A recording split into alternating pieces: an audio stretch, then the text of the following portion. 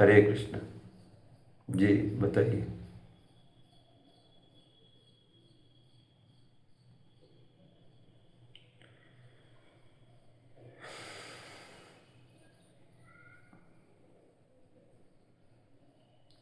अच्छा, तो जहाँ तक मैं समझ पाया हूँ आपका प्रश्न, तो आपका प्रश्न है कि माया क्या है ना, जिससे कैसे बचा जाए, यही ना। विकारों से कैसा बचा जाए, कैसे बचा जाए इससे माया के प्रभाव से ही ना। और एक है कि बुक्स में सारी चीज़ें लिखी हुई है ना, तो गुरु के पास जाना जरूरी है, यही है ना। यही बात पूछना चाह रहे हैं ना। बहुत अच्छा प्रश्न है आपका, अच्छा है। इसको सबके मन में ऐसा डाउट रहता है, हमारे मन में भी है।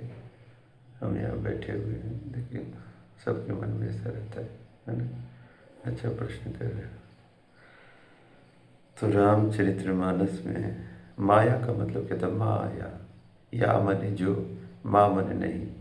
तो जो नहीं है वही दिखे तो उसे माया बोलते हैं। वो है नहीं, एक्चुअल वो एग्जिस्ट नहीं करता है, लेकिन लगता वही है, लगेगा कि वही रियल है, तो शुरू करते हैं माया, है ना। जैसे स्वप्न में अपने को देखते हैं ना, तो लगता है ना कि मैं रियल दिखाई देता है, लेकिन जैसे ही उसका स्वप्न में जो देखी हुई चीज़ में आप भयभीत भी होते हैं, डर भी लगता है, तो उसका इलाज क्या है कि कोई आपको जगा दे, है ना। तो जगा देने पर लगता है कि नहीं, मैं बच गया, है ना, मैं मरा नहीं। अच्छा, जो भी भय सपना देखते हैं उसमें लगता है सब लुप्त हो जाता है, जो भय जो भी रहता है, डर रहता है, सब खत्म हो जाता है ना। तो ये तभी तक है। कृष्ण है सूर्य सब माया है अंधकार, जहाँ रहे कृष्ण कहाँ माया अधिकार, है ना। तो माया तभी तक है जब तक कि कृष्ण नाम आपके चित्त में उदय नहीं हुआ है ना, कृष्ण प्रेम उदय नहीं हुआ, तब तक अंधकार का साम्राज्य रहेगा, है ना। इंद्रियों का भयभीत होने रहेगा, है कुछ नहीं रियल में है नहीं, लेकिन वास्तविक लगता है ना। तो तब तक लगेगा, है ना, जब तक माया का प्रभाव है। तो माया क्या है कि जो नहीं है वही दिखेगा, वही माया है। और रामचरितमानस में बता रहे हैं तुलसीदास कि गो गोचर मन जहाँ लघु जाई, ये सब माया जान हो भाई। ये सब माया है। गो गोचर, है ना, गो मने इंद्रिया, गोचर मन, और मन जहाँ तक समझ सकते हैं वो सब माया का साम्राज्य है ना। आइए, जहाँ इंद्रियाँ खत्म होती, मन बढ़ता है ना। माया मुए न मन हुआ, मरी मरी गया शरीर, आशा तृष्णा ना मरे, है ना। ये आशा तृष्णा भोगने की इच्छा, ये मरता नहीं। जब दिन ये माया और मन ये सब मर जाएगा ना, मन, तब क्या होगा कि तब अध्यात्म जो ज्ञान है उसको आप समझ पाएंगे और रियलाइज करेंगे, अनुभव कर सकते हैं, है ना। अभी तो हम लोग गुणों से परे हो नहीं रहे, तीन गुणों के अधीन होकर के माया कार्य करवाती है। हम विवश होकर कार्य करते हैं, है ना, प्रकृति से विवश होकर के। तीन गुणों वाली जो माया शक्ति है, देवी ऐसा गुणमयी मम माया दुरत्या, भगवान की माया शक्ति है, भगवान की शक्ति है ना। तो भगवान की शक्ति से कौन जीते, है ना। तो माया शक्ति है, तो उसको दुरत्या है ना, उसको जीत नहीं सकते आप, और हम कोई भी नहीं जीत सकता। तो जीत कैसे सकते हैं, तो भगवान सोल्यूशन भी तो बता रहे हैं ना। देवी ऐसा गुणमयी मम माया दुरत्या, लेकिन मामेव यह प्रपदंते माया में ताम तरंती। तो जिसके अधीन में माया रहती है उनका चरण पकड़ लीजिए, है मायापति हैं राम। तो भगवान कौन है? मायापति, है ना। तो जिसके अधीन में पति है ना, उसके कंट्रोलर है, तो जिसके अधीन में माया कार्य करती है, भगवत गीता में भगवान क्या करे, मई अध्यक्ष ने प्रकृति सुयतः चराचरम, है ना। मेरी अध्यक्षता में मेरी प्रकृति कार्य करती है, प्रकृति ही माया है ना। तो बहिरंगा शक्ति है ना। तो भगवान की शक्ति है तो उसे तो सही में कोई पार नहीं कर सकता। लेकिन अगर भगवान के जो शरणागत हो जाए तो क्या उसको हार्म कर पाएंगे क्या माया? नहीं ना, नहीं कर पाएंगे उनको, है ना। जैसे माया भी उसी को दंडित करती है जो भगवान से विमुख होता है ना। क्योंकि उनको भी ड्यूटी मिला हुआ है ना, वो सताने का, सताने का ड्यूटी है ना उसको। किसको सताती है? जो भगवान से विमुख है। सम्मुख होए जीव मुहि जन बही, जन्म कोटि अगर ना सही तो भाई। सम्मुख हो जाएगा ना, भगवान से सरेंडर कर दिएगा ना, तो माया आपको दंड नहीं देगी। फिर वही माया रास्ता बताएगी किस तरह से निकलिए। ऐसे समझिए जैसे कोई बिल्ली है ना, बिल्ली जब चूहा को पकड़ती है अपने मुख से तो उसका जान हर लेती है, प्राण हर लेती है, दंड देती है ना। और वही बिल्ली अपने बच्चे को पकड़ती है उसी जबड़े से, तो उस बच्चे को लगता है कि इससे सुरक्षित स्थान कहीं नहीं है, पूर्ण सुरक्षा में महसूस करता है, पूर्ण सुरक्षित महसूस करता है ना वो बच्चा, बिल्ली का बच्चा। लेकिन चूहे के लिए क्या है? मृत्यु है ना। जबरा वही है, मुंह वही है, लेकिन दोनों के लिए लगे हैं। तब माया भी ऐसा ही कार्य करती है। माया भी जो भगवान के सम्मुख हो जाते हैं ना, भगवान के से जो शरणागत होता है तो उसके लिए उनका जो है एक्टिविटी जो है, कार्यकलाप जो है बदल जाता है ना। उसके लिए वो फिर मार्गदर्शिका बन जाती है, गुरु का कार्य करती है। चलिए इस रास्ते से निकल जाओ, शॉर्टकट पकड़ो, भगवान का नाम लो, निकलो, है ना। लेकिन वही अगर नहीं रहे तो जैसे कभी कभी जब अंग्रेजों का समय था ना, कभी अंग्रेज लोग पकड़ते, पुलिस पकड़ता था तो उस पर एक बिल्ला लग रहा था, चिन्ह लग रहा था। तो उसको जब पकड़ते थे तो हरे कृष्ण, तो जो है कि हम लोग बता रहे थे जी।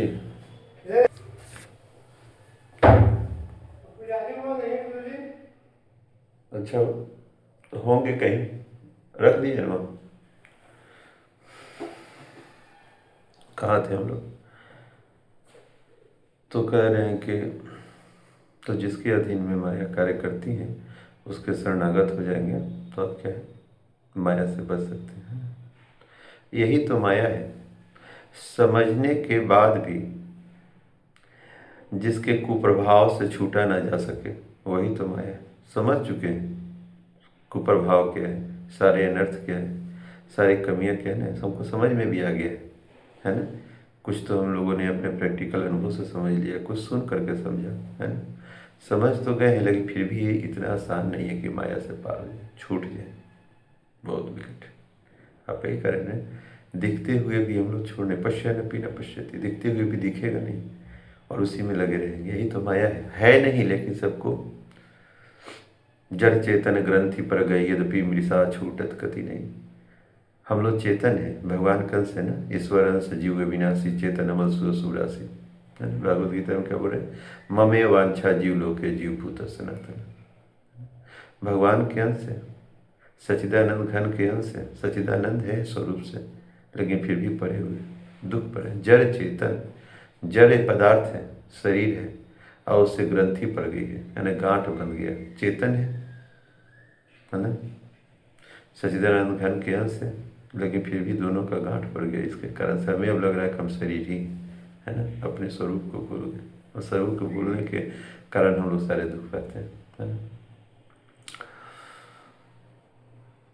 इसी तरह रामचरितमानस में क्या बोल रहे?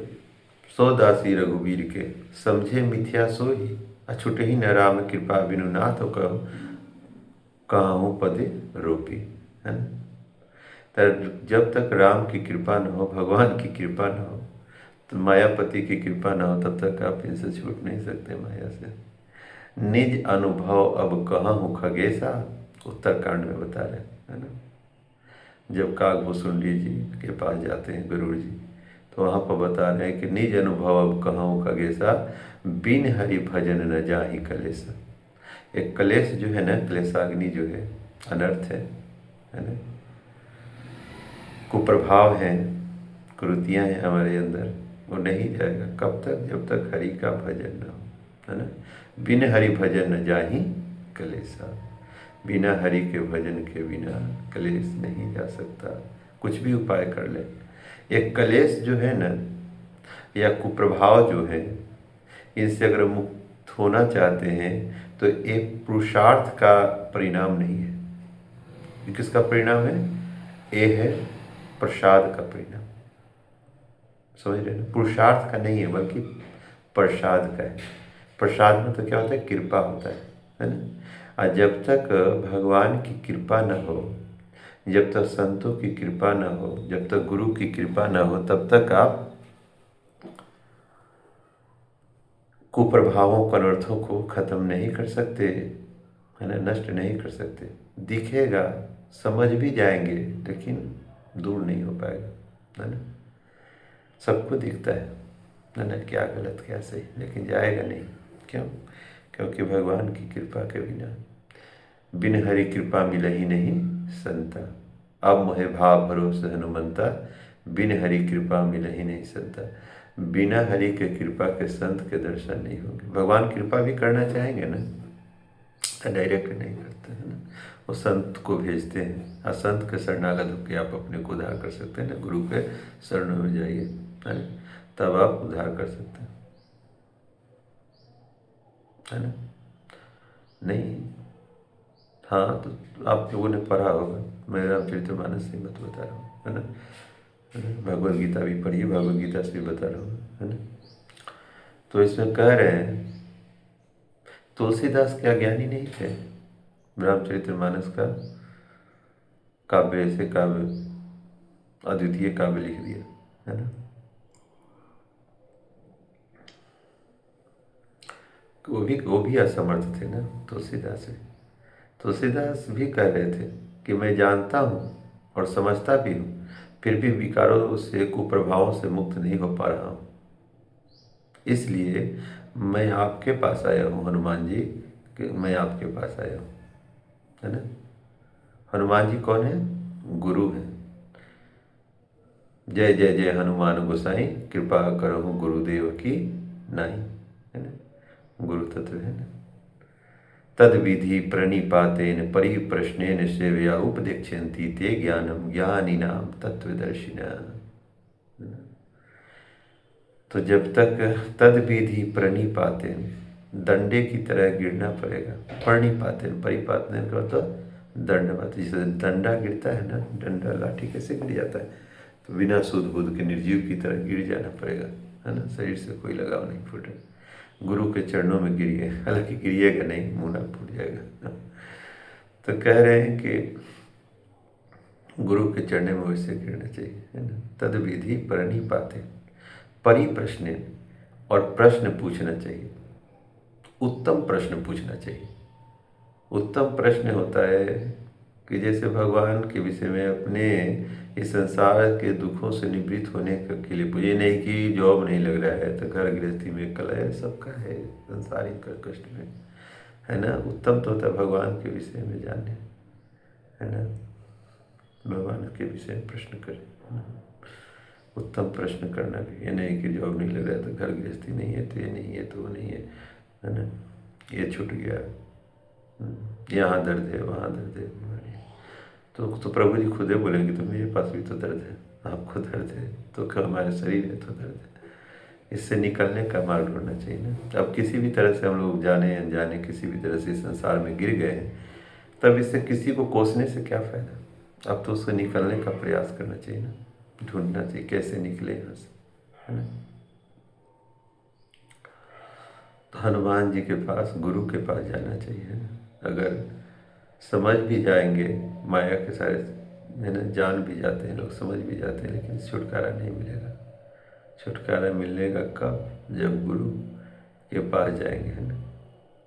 और गुरु के तद विधि प्रणिपातेन परिप्रश्न से, और उत्तम प्रश्न को करेंगे गुरु से, और जो परिप्रश्न सेवया उपदेक्षन्ति, और सेवा करेंगे, है ना, गुरु की, तब क्या करेंगे? उपदेक्षन्ति ते ज्ञान, तब वो उपदेश देंगे, है ना। तब ज्ञान आएगा आपके अंदर, है ना। उपदेश ते ज्ञानम ज्ञानी नाम तत्वदर्शिना, और तत्वदर्शी गुरु, जो जो उन्होंने भी उस तत्व का दर्शन किया, अनुभव किया है। ज्ञान भी होना, अनुभव होना, दोनों में अंतर है ना। ज्ञान होना, जो कि आपके प्रश्न का भी इसी में जवाब है। ज्ञान क्या होता है, आपने पूछा था ना कि किताब में भी है ना। किताब बुक में है तो गुरु की क्या आवश्यकता है? गुरु की इसीलिए आवश्यकता है जो आप पूछ रहे हैं, है ना। गुरु की देखिए, पुस्तक में वही बात लिखी है जो गुरु जी बोलेंगे, या हम लोग जो पढ़ते हैं वही तो लिखा है ना? पढ़ के बता रहे हैं आपको, तो क्या है, पुस्तक से ही बता। आइए कहें कि पुस्तक में वही लिखा होगा जो कि गुरु जी लिखे होंगे, जो गुरु जी बताए होंगे, है ना। दोनों बात है। लेकिन पुस्तक का काम है, पुष्प माने क्या होता है, धक्का देना। पुस्तक का काम है धक्का देगा, उस दिशा में, उस रास्ते पे, उस मार्ग पे चलने के लिए पुश करेगा, है ना। लेकिन उस तक नहीं पहुंचाएगा, उस तक तो गुरु ही ले जाएंगे, है ना। उस तक कौन ले जाएंगे? गुरु ही ले जाएंगे। पुस्तक से भले ज्ञान हो, ज्ञान भी हो जाए, लेकिन बिना गुरु ज्ञान नहीं होता। बिना गुरु हो ही ना ज्ञान, बिना गुरु के ज्ञान नहीं होता। जान भी जाएंगे ना, आप जान जाएंगे कि हम आत्मा है, लेकिन जब तक गुरु के मुख से नहीं सुनेंगे ना, तब तक वो फलीभूत नहीं होगा, है ना। जानने के बाद भी वो आप उस पर कार्य नहीं कर सकते, फलीभूत हो सकते बिना गुरु के, है ना। जैसे ऐसे समझिए, एग्जाम्पल के तौर पे, जैसे ट्रेन में यात्रा तो आप लोग किए ही होंगे। तो पहले, अब तो आ गया, ऐप आ गया है ना। पहले एक पुस्तक आती थी, है ना। ट्रेन का जो भी कौन सा पुस्तक सारी का, ट्रेन का जो शेड्यूल सब रहता था, कौन सा ट्रेन कहाँ से खुलेगी, कौन जाएगा, कहाँ जाएगा, वो पुस्तक मिलता था ना। रेलवे लाइन गाइडलाइन था। तो उस पुस्तक में सारी ट्रेन की जानकारी है, लेकिन उसमें ट्रेन है क्या? नहीं ना।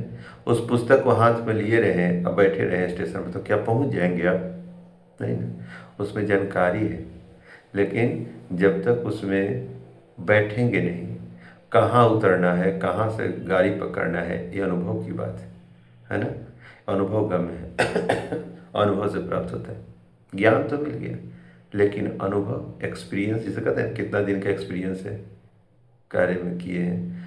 तो कितना भी पुस्तक की जानकारी ले, पूरा ज्ञान भी हो, है ना, उस पुस्तक की, लेकिन जब तक उस ट्रेन में बैठेंगे नहीं, कैसे बैठना है, कैसे करना है, अनुभव से कहाँ उतरना है, वहाँ जाकर कैसे करना है, ये अनुभव जो उस रास्ते पर चला है, जिसने देखा है, वो अनुभव की बात है, वो बताएगा तभी पहुँच पाएंगे, समझ रहे ना। तो दूसरा चीज़ एक और है, आपने कभी पुस्तक से खाना बनाया? आज तो यूट्यूब हो गया, लोग यूट्यूब देख करके खाना बनाते, प्रसाद बनाते, घर पर भी करते, है ना। कभी, या हम लोग जो पढ़े लिखे होंगे इंजीनियरिंग फील्ड से या डॉक्टरी फील्ड, उसमें इंजीनियरिंग फील्ड के मैं बताता हूँ, कभी कभी ऐसा होता है, सब कुछ रहता है, प्रोसीजर रहता है, ऐसे करो वैसे करो बुक में, तो क्या टीचर की ज़रूरत नहीं पड़ती? टीचर के बिना समझ में आता है क्या? नहीं आएगा ना। टीचर का होना अनिवार्य होता है ना, है ना। अब कह दिया गया कि 5 मिनट 15 मिनट तक उबालो, एग्जाम्पल के तौर पर बता रहे, इसको उबालना चाहिए 15 मिनट तक, पानी को गर्म करो, तब दाल डालो। अब 15 मिनट तक स्टोव ही नहीं जल रहा है, 15 मिनट खत्म हो गए, तब क्या करेंगे? फिर दाल डालेंगे। या हल्का गुनगुना हो गया, या इतना ज़्यादा गुनगुना हो गया, 15 मिनट गुनगुना, इतना टेम्परेचर बढ़ा दिया कि 5 ही मिनट में वो उस अवस्था को प्राप्त कर लिया, अब 15 मिनट तक आप गर्म कर रहे हैं, समझ रहे ना। तो पुस्तक में है, ज्ञान भी है, लेकिन अनुभव कहाँ है? अनुभव तो तब आएगा जब वो तत्वदर्शी गुरु से सीखेंगे, है ना। तत्वदर्शी गुरु ही अनुभव बताएंगे, अब बिना गुरु के ज्ञान नहीं होगा, है ना। तो तुलसीदास ने भी क्या कहा कि जब कहा हनुमान जी के पास गए तो उन्होंने क्या कहा, बल बुद्धि विद्या देहु मोहि हरहु कलेश विकार, है ना।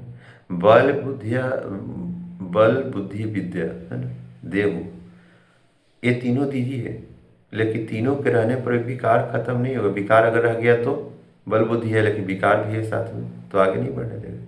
तो बल बुद्धि विद्या देहु, ये तो दीजिए ही दीजिए, लेकिन साथ में साथ हरहु कलेश विकार, मेरे कलेशों को भी हर लीजिए, है ना। मेरे विकारों को हर लीजिए, कलेश और विकारों को भी हर लीजिए, है ना। तब जय हनुमान ज्ञान गुण सागर, जय कपीस तिहुँ लोक उजागर, तब हम लोग उनका जय जयकार करते हैं। और एक बात और भी है, बल बुद्धि विद्या देहु। बल अगर किसी को मिल जाए केवल, है ना, और उसमें बुद्धि का अंकुश ना हो तो क्या करेगा, वो तीन ही जगह जाएगा, या तो हॉस्पिटल में जाएगा, या तो जेल में जाएगा, या तो खुद ऊपर चला जाएगा, है ना। बल आएगा तो फिर उसको गलत जगह पर प्रयोग कर देगा, बुद्धि ना हो तो, है ना। तो बल बुद्धि विद्या की भी बहुत जरूरी है ना। विद्या और बुद्धि का भी प्रयोग करना है ना। ज्ञान और बुद्धि में, विद्या और बुद्धि में अंतर है ना। ज्ञान क्या है? ज्ञान तो हुआ, जैसे ऐसे समझिए कि ज्ञान तो हो गया कि तलवार चलाना आपको आ गया, जिसको ज्ञान बोलते हैं, है ना। तलवार चलाने में पारंगत हो गए, लेकिन उसके लिए तलवार भी तो होनी चाहिए ना, है ना।